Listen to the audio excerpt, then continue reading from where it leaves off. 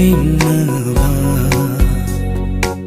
Nungshi lambida Nangonda kachare Aigi punsi se Nangbu guru bamikuta Fauki thamoida Thawaidi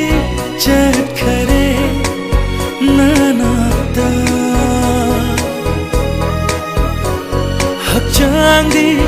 lituna lay hore Ahan ba thengna Nungshi lambida Nangonda chhatkhare Aigi punsi se Punsi se na thirap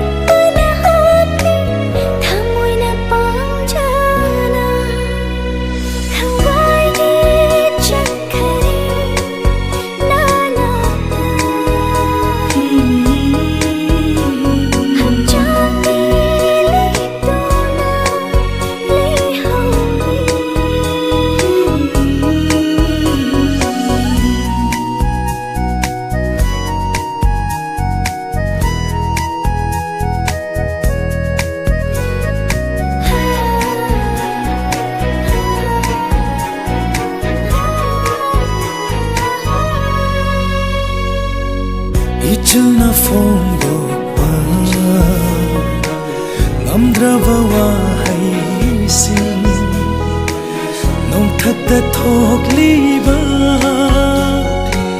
Chung thangi machu dai Nungshi machu louraga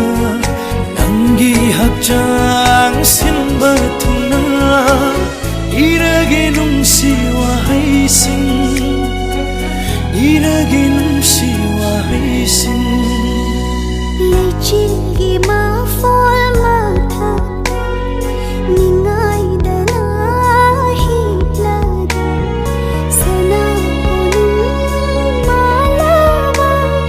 Lechingi hawo marata Thraklo nungshi machu Oduna Yeklaro hacha si sin Thraklo nungshi machu Oduna Yeklaro hacha si sin thuna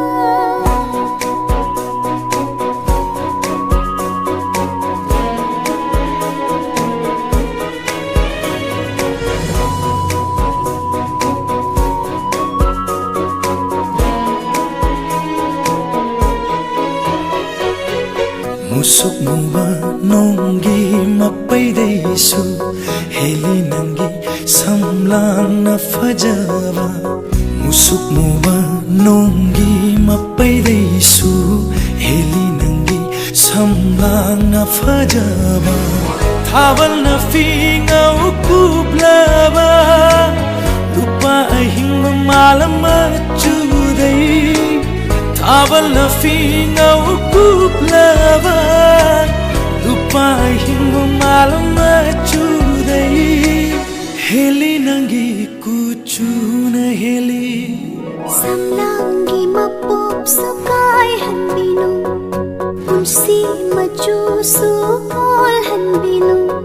Samlangi mapop sukai hanbinu Punsi machu sukol